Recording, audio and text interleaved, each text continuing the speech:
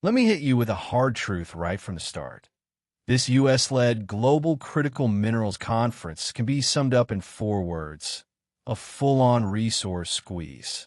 Over the past couple of days, Washington gathered 54 countries, plus the EU, around one table. From rare earths to lithium, cobalt, nickel, iron, or graphite, bauxite, basically every valuable mineral on the planet was on the menu. Vance and Rubio each talked for nearly 20 minutes. On the surface, they called it diversifying supply chains, but let's translate that into plain English. It's about reshuffling the deck and deciding who calls the shots. And the answer is obvious. America does. Some people might say, isn't this just normal cooperation?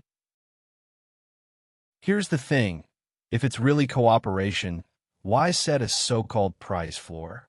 Why is selling cheaper labeled as dumping, while selling higher gets punished with tariffs? That's not a free market. That's bullying with a calculator.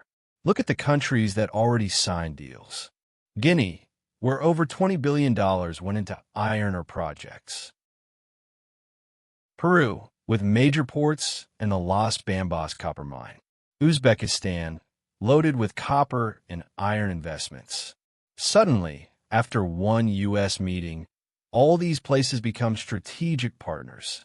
Let me be clear, this isn't coincidence. It's next-level poaching. In Europe? Some still dream Europe will stay neutral. Come on.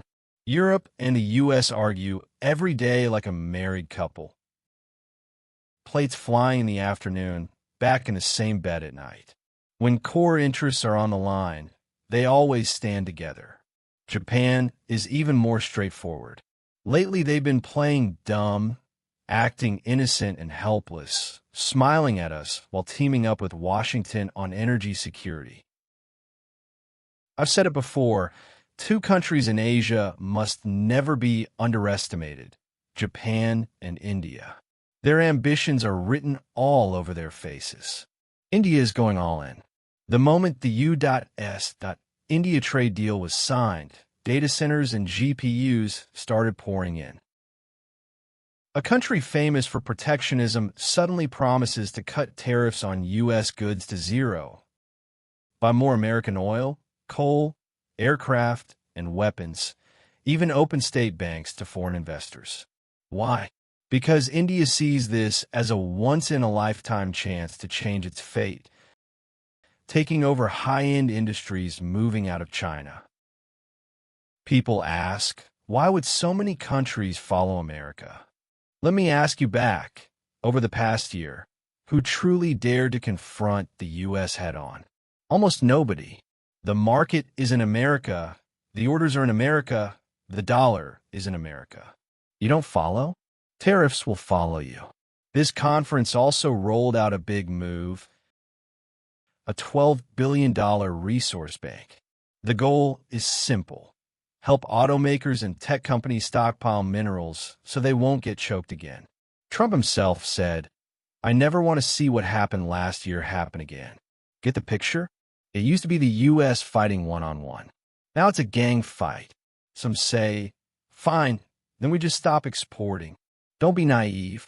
We're also a major importer of resources. Even rare earths are often bought first, processed, and then sold.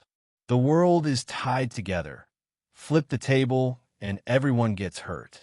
In the short term, they still depend on some of our technologies. But over a longer timeline, the real danger lies in investment access and pricing power. Once they block us with security reviews, who sets commodity prices? Who bears the cost? Eventually, it all flows back to us. Let's call it what it is: desinicization. No sugarcoating. In the resource sector, this is a declaration of war. America's logic is crystal clear: reorganize supply chains, set new technical standards, and kick you out of decision-making. It used to be just traditional allies. Now a bunch of developing countries are pulled in too. The goal is simple: divide partners, weaken scale, and impose strategic isolation. So what should we do? I'm not talking politics, just common sense. First, stop laughing about the messy American system.